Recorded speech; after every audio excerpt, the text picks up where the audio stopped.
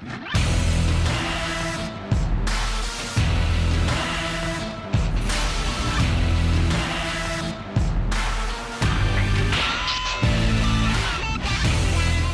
welcome former PatientPop SVP of Sales, Justin Welsh.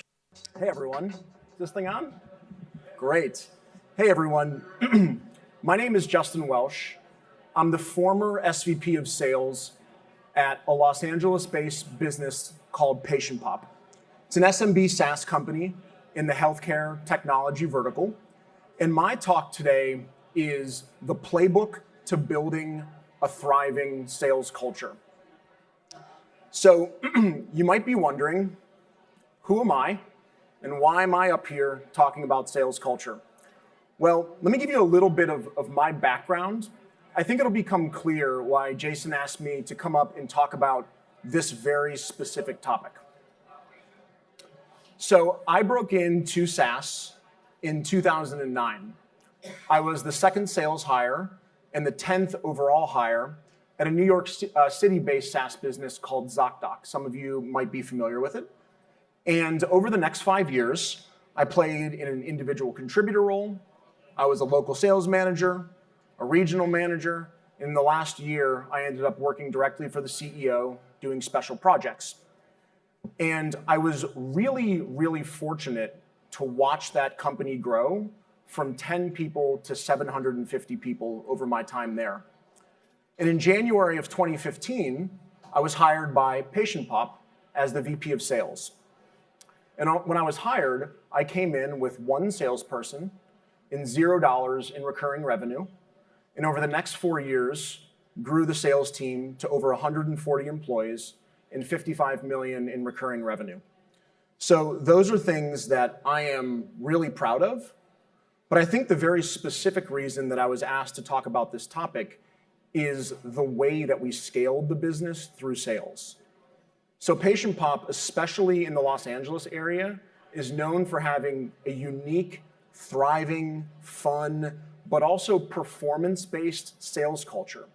So today, I want to talk to you about how we built that and the 8-step playbook that I use to really get a thriving sales culture up and running. But before I do, I want to talk about what culture is not, in my opinion. Culture is not perks and amenities. So we won't be talking about perks and amenities today during the playbook conversation, so you won't hear things about dogs. I'm not going to talk about dogs in today's presentation. I love dogs. I have 3 of them, but I also like clean carpets and quiet client calls. So no talks about dogs today. We're not going to talk about ping pong. I love a good game of ping pong. I know everyone likes ping pong, but I like quiet investor meetings.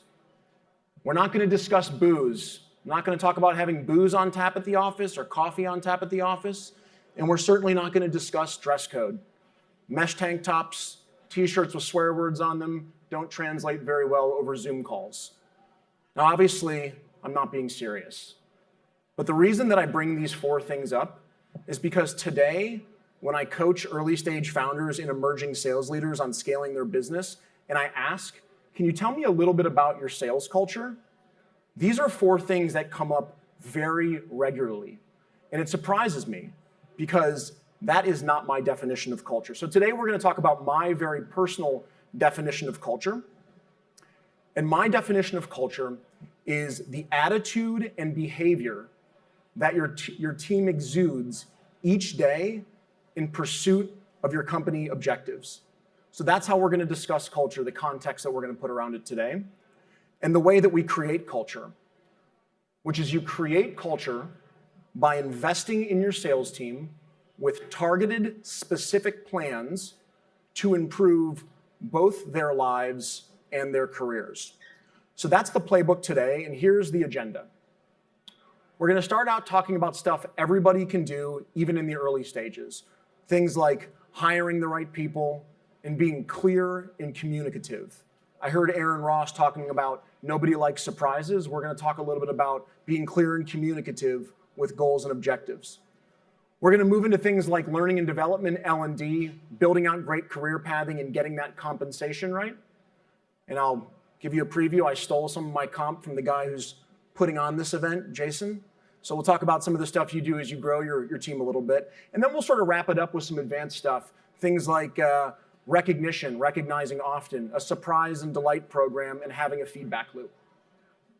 So let's dive in. So when I think about putting a thriving sales culture together, the most critical step is the first one, which is hiring the right salespeople onto your team. It's really difficult to get the rest of these steps right if you hire the wrong salespeople. And hiring really good salespeople is challenging, especially when you're looking at both performance-based and the personality as how they fit into your organization. So I have 4 steps that I usually do tactically to bring good salespeople into the organization. The first one is to make sure that, especially early on, my salespeople are aligned with my mission, vision, values. I talk to founders about mission, vision, values. Most of them have them, some do not. I recommend you get them if you don't have them. But often they also check a box, right? Hey, mission, vision, values, this is what we put down. We're gonna go find really great salespeople. I like to think that I thrived at both Zocdoc and PatientPop because I come from a family of over 40 years of healthcare experience. So helping practices thrive, which is the mission of PatientPop, was something very near and dear to me, and part of the reason that I was able to build my career successfully there. So when I'm hiring salespeople, I take the mission, vision, values, whether it's helping practices thrive or whether your values are speak up, work hard, tying those into interview questions.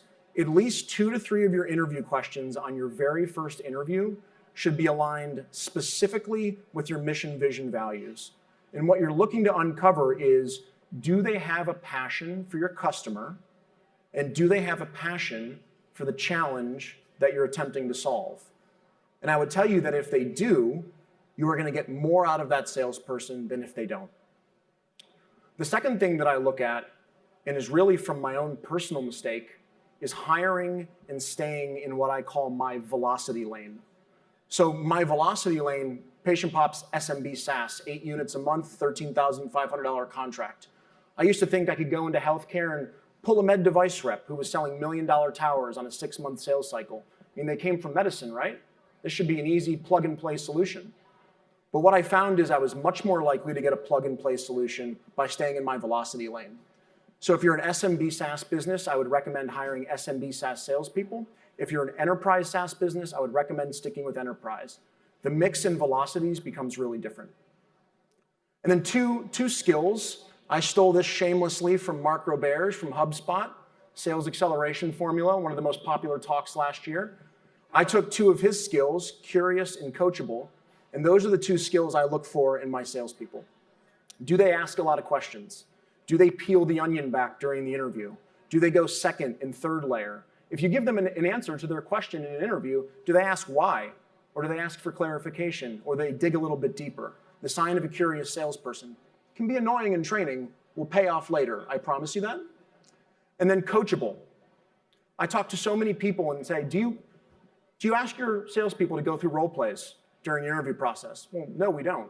This is a great opportunity to see how coachable someone is. Give them a 90-second role play. Here's a little bit of context. 60 seconds, feedback. Another 90 seconds, second go around. In 4 minutes, you can see if someone took the feedback that you gave them in 60 seconds and applied it to the second role play. If someone can prove in 4 minutes that they're coachable, imagine what you can do with that person when you have them for 90 days or 180 days or 365 days. So that is step 1 and the most critical step. Step 2 is a little bit about what Aaron was talking about, being clear and communicative. What exactly are my goals and expectations, and what behaviors will you be monitoring? Quota, $30,000 in recurring revenue every month. Great. What are the behaviors that you'll be monitoring? Calls, emails, connect rate, demos, performs, wins, average contract value? Those things need to be spelled out very clearly. As Aaron said, no one likes surprises, and they should be spelled out in the interview process.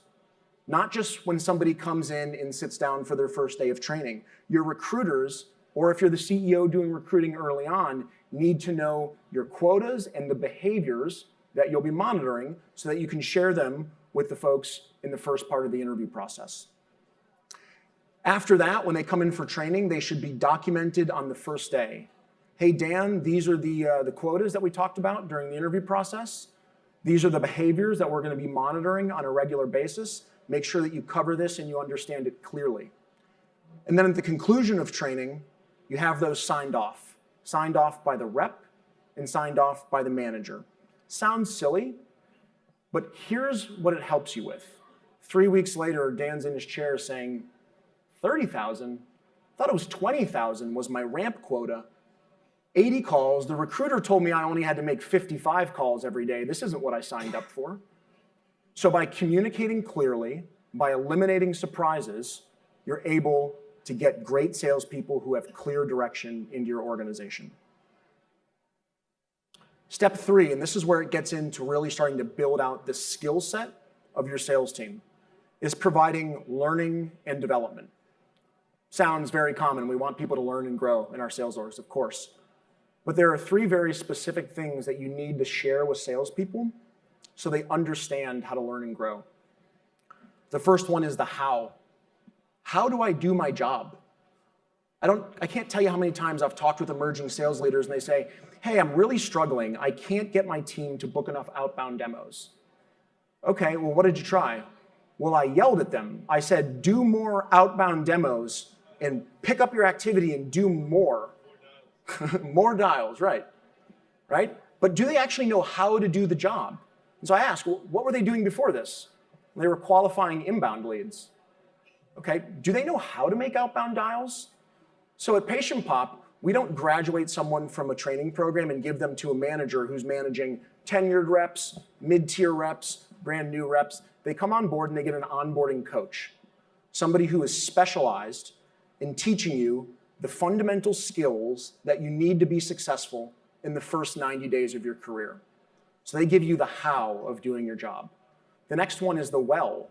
I know how to do my job. Can I do it well? So we give them an onboarding buddy. Now they have sort of this dual-headed management system. The onboarding buddy is somebody who is above quota in the same role who can help them with objection handling, role-playing, call recording, demo scoring. So now they have the fundamental skills of the onboarding coach or manager, and they have the real-time role play in up-leveling their skills with their onboarding buddy. So giving them the how and the well. Some companies do that. The one that I see being missed is the third one most often, which is the why. So this is where VP level engagement or C-level engagement is absolutely critical. So yeah, I can do my job and I can do it pretty well. Why am I doing it? Why am I making 80 dials today? Who depends on my performance? How does Sarah depend on it? How does my manager depend on it? How does my director depend on it? How does the company as a whole, how does my activity and behavior roll up to the ultimate company KPIs in the mission? And so at the graduation of every training class, I've always advocated for someone as a VP like myself or one of our C-suite members to come in and walk through the why. If they have the how, the well, and the why, you're going to have a really loaded sales team.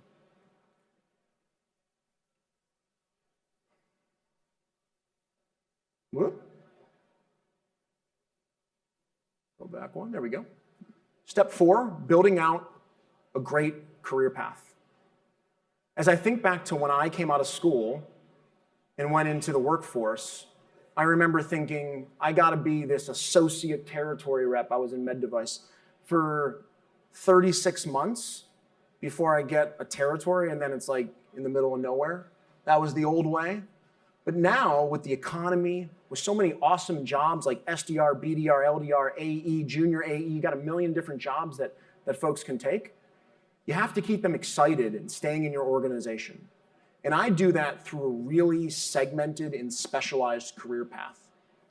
So at PatientPop, came out, you're an MDR, qualified inbound leads, but not the real golden inbound leads. Maybe those white paper downloads, those ebooks, those case studies.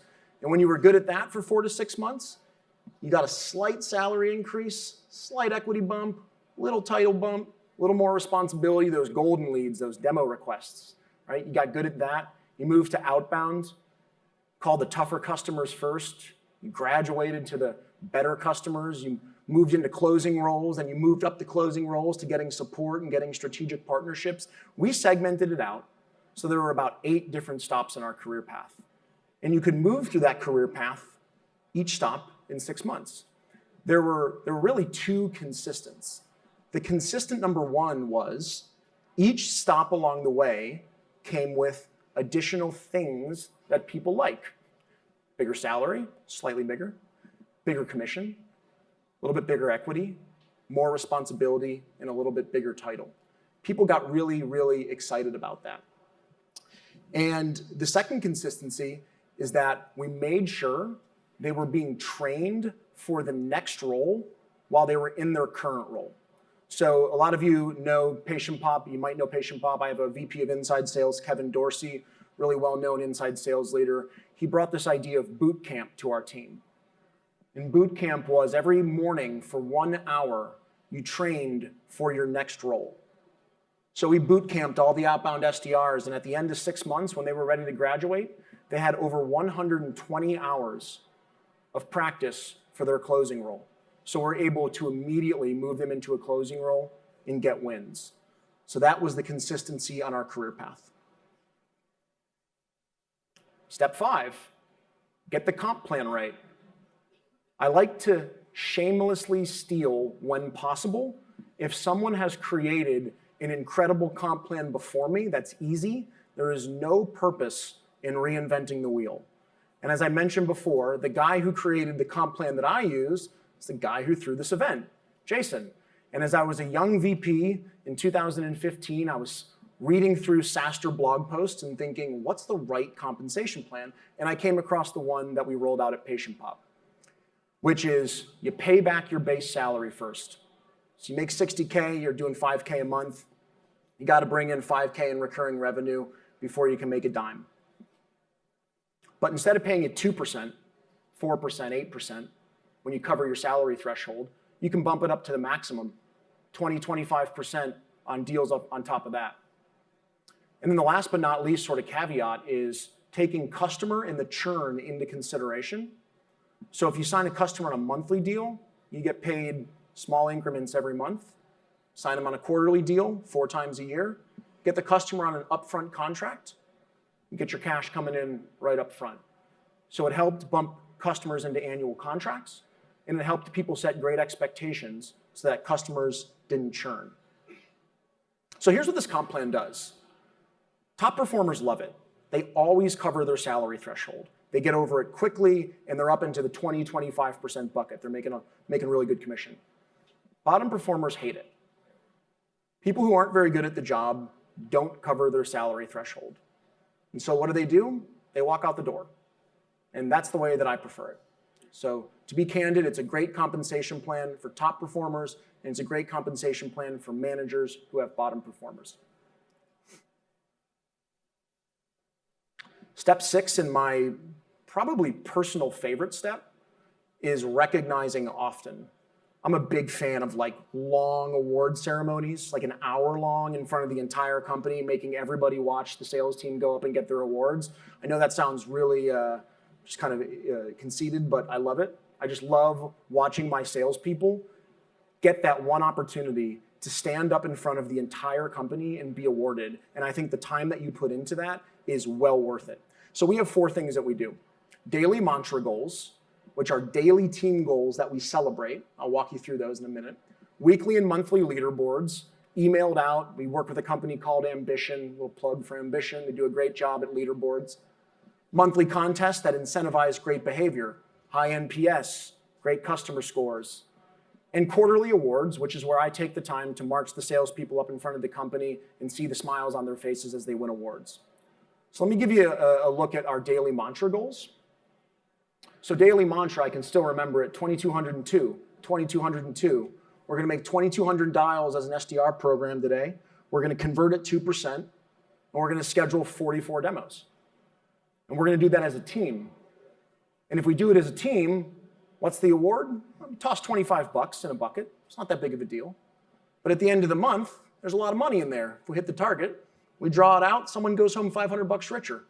It's small, it's fun, and it's team-oriented. So what happens at 5:15 when you're at 43 demos? Person's putting their backpack on, walking out, they're like, hey, daily mantra goal, we got one more. Let's get back in the seat, let's hit that goal. So the team drives themselves. It's awesome.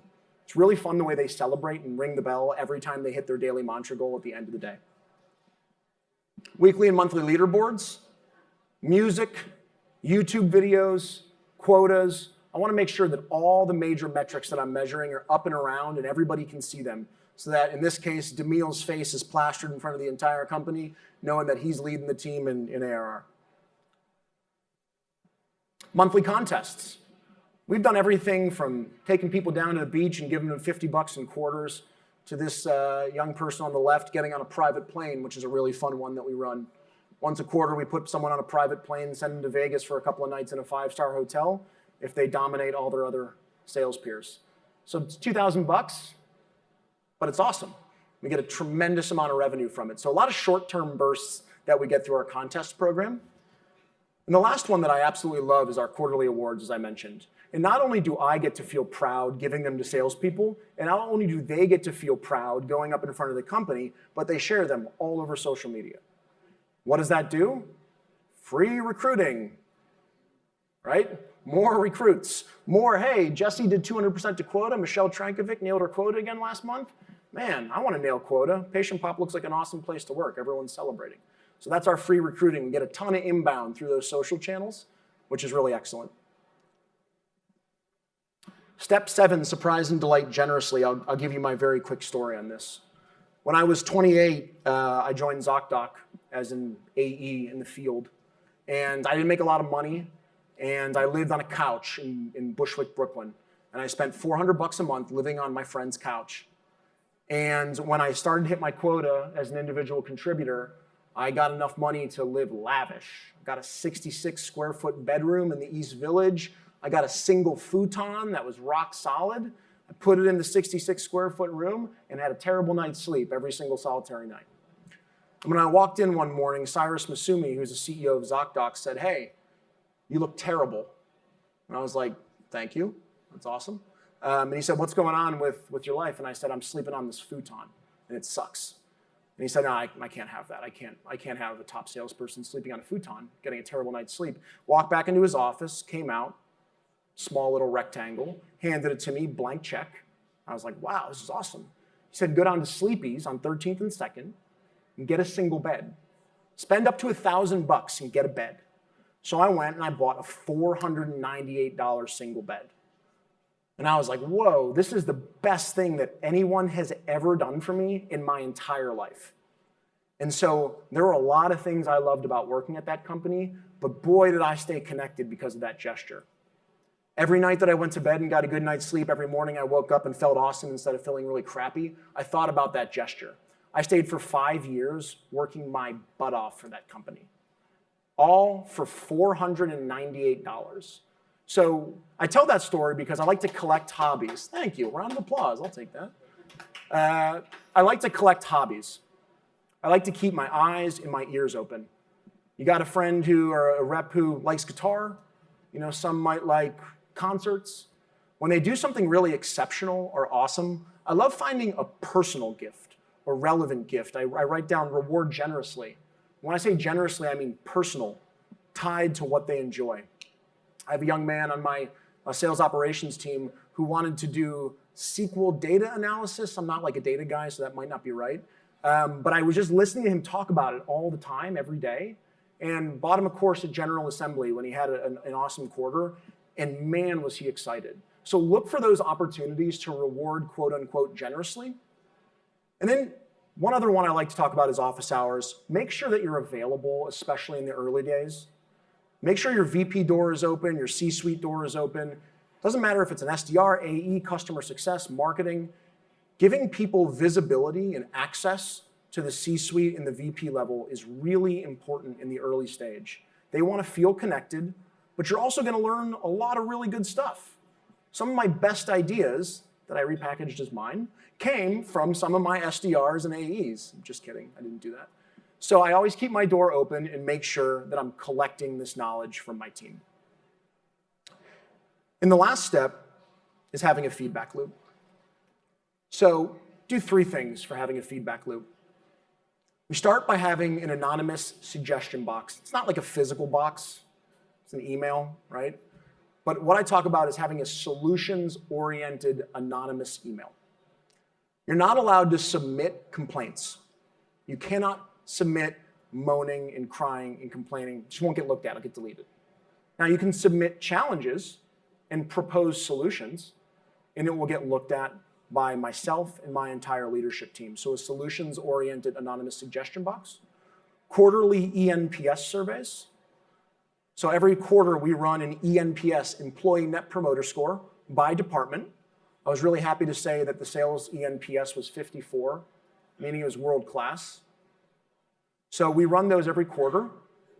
We look to see if there are trends, and then we do sentiment analysis. What's the positive sentiment? What's the negative sentiment? How do I improve those things?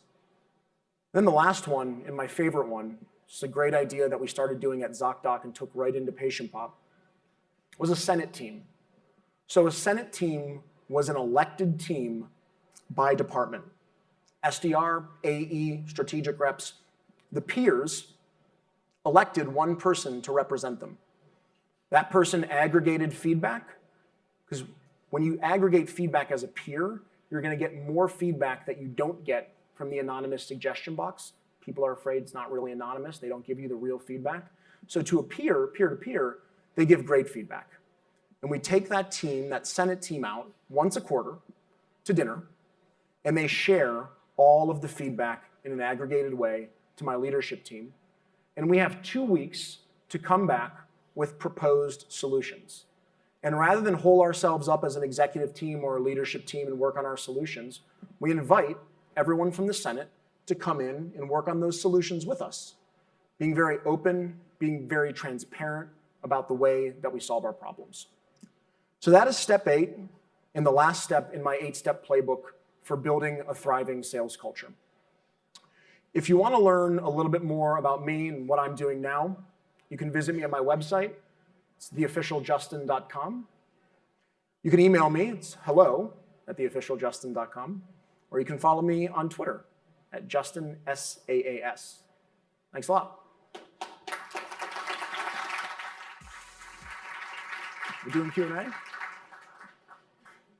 All right, we're doing Q&A. I believe, that is a great question. I believe that the presentations will be answered by that young lady right there who's pointing at herself. Will we be sending presentations out? I will need to double check on that. But Someone is motioning later we will be sending presentations out if I'm reading their sign language correct. Yes. Sure, I think she's going to bring you a microphone. Yep.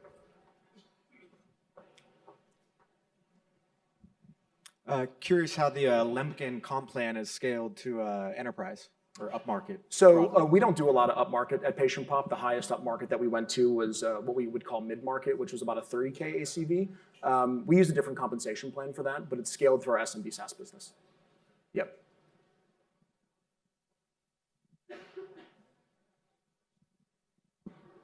You mentioned the importance of hiring in your velocity lane. Yeah. How does that factor in for BDRs or MDRs? Yeah.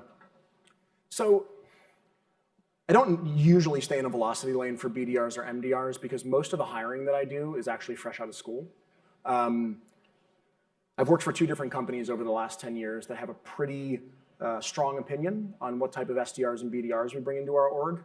And we generally bring fresh college grads, men and women, into our organization because we find that, especially in the SMB side of the business, it's not super complex.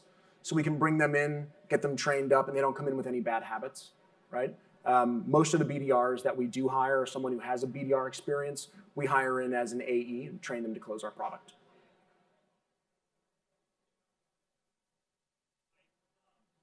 As a sales leader, how do you manage expectations across the organization with product and other functions, maybe the CFO, and how that translates into sort of how your team gets compensated, as well as more strategic decisions where you actually have to push different products that may be harder to sell Yeah. versus others?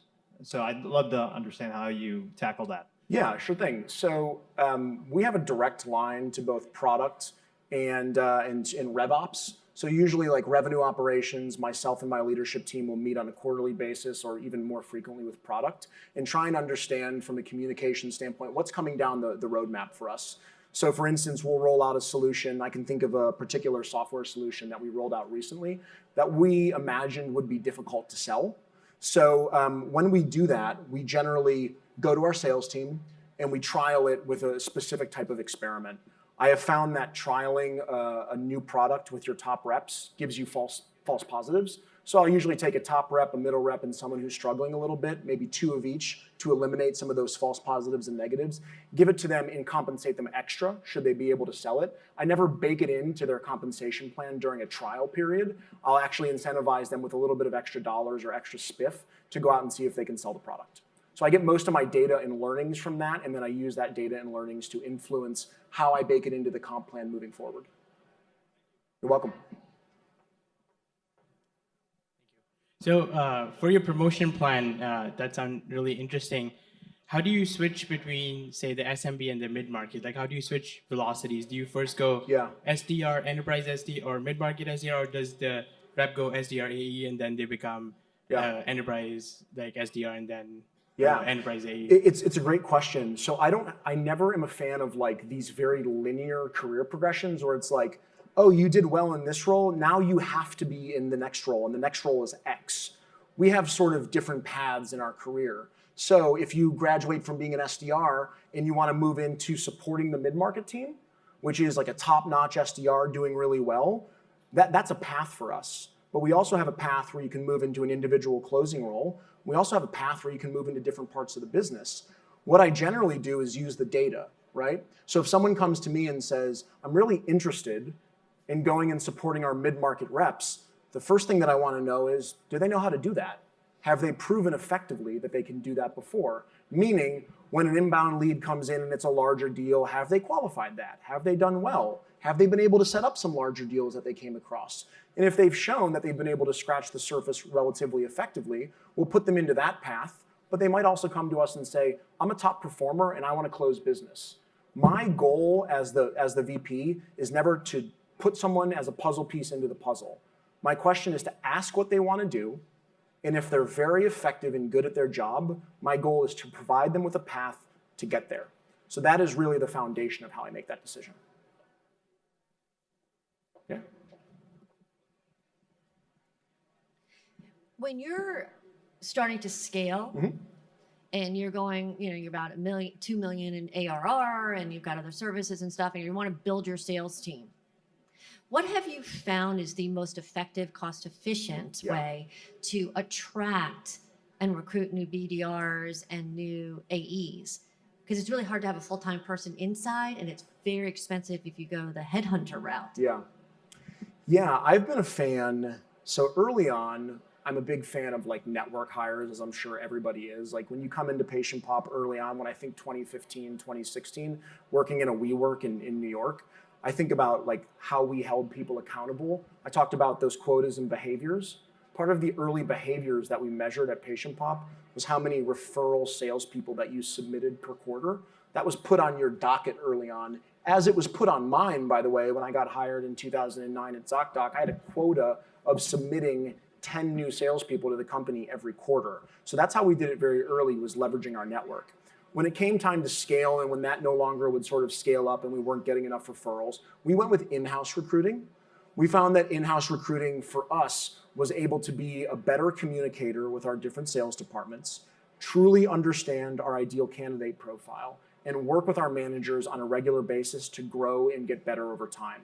It's the same reason that I don't use outsourced SDRs. I feel like there's so much learning that happens on the inside when you have an in-house recruiting team. I'm a data guy. I like to collect that data, collect that learning, analyze it, and learn more. So we did go with that.